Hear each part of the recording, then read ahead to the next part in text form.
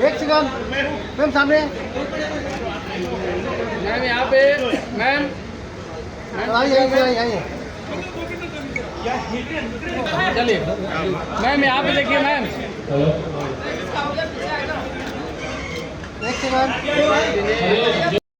Line ये है, या तो गांधी ने गीता को नहीं समझ सके या फिर लोग गांधी को नहीं समझ सके। एक किस्सा सुन के मैं अपनी बात समाप्त करूंगा। ये किस्सा सुने और फिर आपको लगेगा यार हम कहां थे, हमारा मजाक सही में लोग बना रहे थे, हम कैसे महा शेख चिल्लियों की दुनिया में रह रहे थे। इसलिए ये किस्सा सुन के मैं बात अपनी समाप्त करूंगा। ये आपको डॉक्यूमेंट में मिलेगा।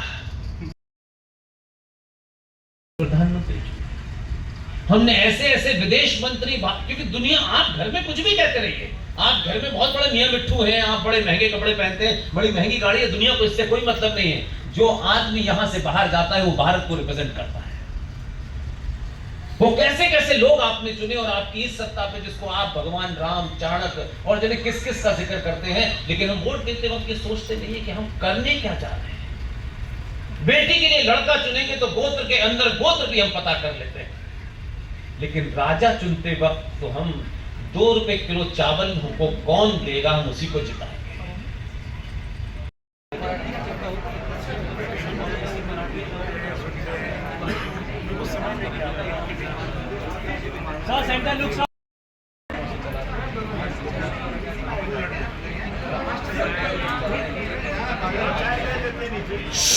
कार्यक्रम में नीचे का एक बड़ी बात थी, वो राष्ट्र के बारे में चिंता थी, राष्ट्र के सामने क्या चुनौतियां हैं, उसका क्या समाधान है,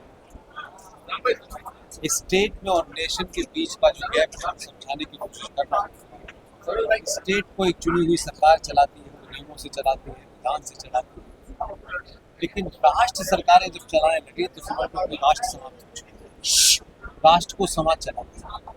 तो हमारी 90% समस्याएं जो वो राष्ट्र से संबंधित है और हम सरकार से चाहते हैं कि वो उसको सॉल्व करें। सरकार का काम नहीं मंदिर की समस्या को शंकराचार्य पंडित है।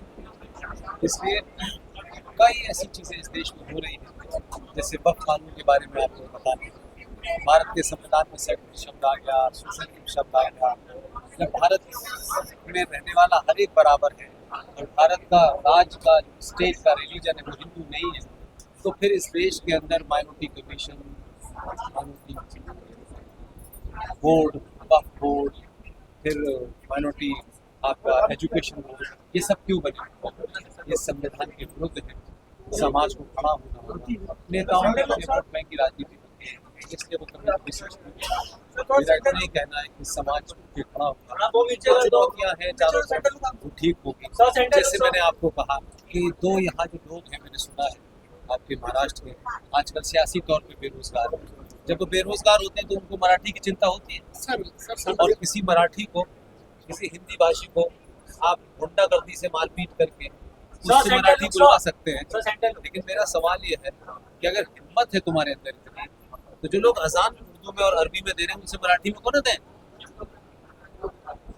हिंदी पूरे देश की भाषा है ना, तो हिंदी बोलने का इतनी आपको चिंता हो रही है कि यहाँ लोग मराठी नहीं बोल रहे, तो फिर चाहते उनसे कौन पहले मराठी बोले। जिन्ना रोड पर 4 हिंदू को, 4 ऐसे लोगों को जो भाषा बोल रहे हैं, आप उन्हें मार के क्या मर्दानगी दिखाना चाहते हैं? जब सरकार आपके बाप ने बनाई थी तब उसको छोड़ करके आप चले गए थे वहां, तब आपको ध्यान नहीं आया था? तो अपनी राजनीति सीखने के लिए समाज के अंदर क्यों आप बहस पैदा कर रहे हैं? दम है तो उनको मार के दिखाओ ना जाकर के जिन्ना रोड पर, जो आपके अपने उन्हीं पे गुंडागर्दी कर रहे हैं। ऐसे गुंडों को सबक सिखाना चाहिए। ये राजनीतिक गुंडे हैं, इनका कोई लेना देना नहीं है हिंदू से। ये समय के हिसाब से इनका हिंदू शुरू होता है, समय के हिसाब से कुछ और शुरू हो जाता है। ये मुझे मालूम है कि ये जो बाल ठाकरे का जो बेटा है, ये वही है जो आसान कंपटीशन करा रहा था इस देश के अंदर, तब इसको ध्यान नहीं आया था। अब दुकान उसकी कुछ और हो गई है तो कुछ और ध्यान दे रहा है। मेरा कहना यह है कि लोगों को समझना चाहिए चुनौतियाँ क्या है। चुनौती ये नहीं है कि आटा महंगा हो गया, चावल महंगा हो गया, ये तो जब तक जीवन है तब तक चलेगा। आपकी सिविलाइजेशन समाप्त हो रही है, उसकी तरफ किसी को पता नहीं। इस पूरे सफर का यही एक मतलब है। मैं आभार व्यक्त करता हूँ कि मुंबई जैसी नगरी में जहाँ हर आदमी बहुत व्यस्त है, मुझ जैसे साधारण आदमी को सुनने आया और इन लोगों ने इतने कम समय में इतना बड़ा प्रोग्राम किया, मुझ जैसे आदमी को बुलाया, इसके लिए आयोजकों का पुष्पेंद्र जी, ये बताइए कि जिस तरह से आप सिविलाइजेशन को चेंज करने के लिए मैं सिविलाइजेशन को चेंज नहीं कह रहा भाई, कोई माइकल सिविलाइजेशन चेंज नहीं कर सकता। जिस तरह समाज में एक बदलाव चाह रहे हैं, आपकी जागरूकता हो, उस हिसाब से कोई जागरूकता नहीं चाह रहा, मैं कह रहा हूँ सच बोलो बस। मेरी बात तो सुन। सनातन धर्म के बारे में आप क्या कहना चाहेंगे? सनातन धर्म के बारे में जितना कहे उतना कम है, और हमसे सब वरिष्ठ है हमारे देवेंद्र जी तिवारी जी जो मेरे साथ में अभी खड़े हैं, इन्होंने कहा और बहुत से वक्ताओं ने अपनी अपनी बात रखी। तो सनातन धर्म के बारे में कहना बोले तो उसका कोई अंत नहीं है। जैसे समुद्र की गहराई का अंत नहीं है, वैसे सनातन धर्म का अंत नहीं है। बस आज जो राम भाई जी और देवेंद्र जी ने जो कार्यक्रम आयोजन किया सनातन धर्म को आगे बढ़ाने के लिए, इसके लिए मैं इनका बहुत बहुत धन्यवाद करता हूँ। ऐसे ही हमारा सनातन धर्म आगे बढ़ता रहे और आगे बढ़ता रहे, बढ़ता जाए, और हम भी इनके पीछे पीछे, हमारे वरिष्ठों के पीछे सनातन धर्म को बढ़ाने के लिए चलते हैं। मंदिर का पैसा सब दूसरे जगह यूज होता है दूसरे धर्मों में, इसके बारे में आप क्या कहना चाहेंगे? देखिए ये बात है, जैसे कि आज हाँ उन्होंने कही, और काफ़ी लोगों को ये चीज़ के बारे में पता भी है, पर सही कहते हैं कि इसके ऊपर पर्दा ढका जाता है। और इसके ऊपर मैं यही कहूँगा कि सनातन धर्म जग रहा है, तो ये विषय के ऊपर भी सनातन धर्म को जगना चाहिए। और जो मंदिरों के अंदर जो हम पैसा हम दान करते हैं भगवान के लिए, हमारे पंडितों के लिए, भगवान की सेवा के लिए, लेकिन वो पैसा कहीं और ही यूज़ किया जाता है, ये हकीकत है।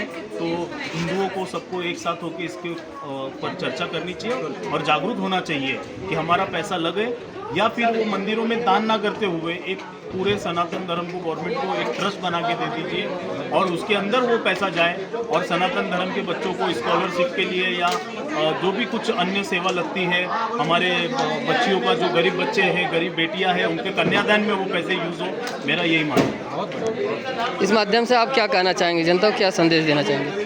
जनता को यही संदेश है, जैसे आज संदेश गया कि सनातन धर्म आगे बढ़े और सनातन धर्म के ऊपर सभी जितने भी नेता हैं उनको विचार करना चाहिए। जैसे कि आज पुष्पेंद्र जी ने कहा ही है, सब पुरानी बातों को याद किया है और बताया है कि भाई ऐसे ऐसे सब हुआ है। तो जैसे उन्होंने कहा कि पिछली बात को छोड़ दो, तो पिछली बात को कैसे छोड़ दे? पिछली बात में आप घुसोगे तो वहाँ हमको पता चलेगा प्रभु श्री राम जी, और वही हमको सबके बारे में पता चलता है कि कैसे हमारे भगवानों ने, हमारे महापुरुषों ने, हमारे ऋषियों ने, चाणक्य जी ने कैसे नीति को अपनाया और विजय पाया। जी, इस समय महाराष्ट्र में दोनों भाई एक हुए हैं, इस मामले में आपको क्या कहना है? देखिए, दोनों भाइयों का एक होना वो पारिवारिक उनका है, जो भी है वो आज नहीं तो कल वो अंदरूनी तो एक ही रहते हैं सब, क्योंकि घर के अंदर वो बोलते हैं हाथी के दांत खाने के और होते हैं, दिखाने के कोई और होते हैं। और सत्ता के लालच में जब लोग अगर एक हो रहे हैं तो होने दीजिए। जनता जाग चुकी है और हिंदू धर्म जाग चुका है, उनको पता है कहाँ पे वोट देना है, कहाँ पे नहीं देना है। और महानगर पालिका का चुनाव अब आ ही गया है, तो सब पता ही चल जाएगा कि किसमें कितना दम है। हिंदी भाषियों को यहाँ के लोग मार रहे हैं, मराठी लोग बोल रहे हैं मराठी बोलिए, इस विषय पे आप क्या कहेंगे? देखिए, हिंदी भाषा जो है वो हिंदुस्तान की भाषा है। मराठी भाषा जो है उसको हम मानते हैं, उनको सम्मान करते हैं। और मेरा जन्म महाराष्ट्र में मुंबई में हुआ है, मेरे पिताजी का जन्म हुआ है और मेरे दादाजी का जन्म हुआ है, तो मैं खुद को अब मुंबई का और महाराष्ट्र का मानता हूँ।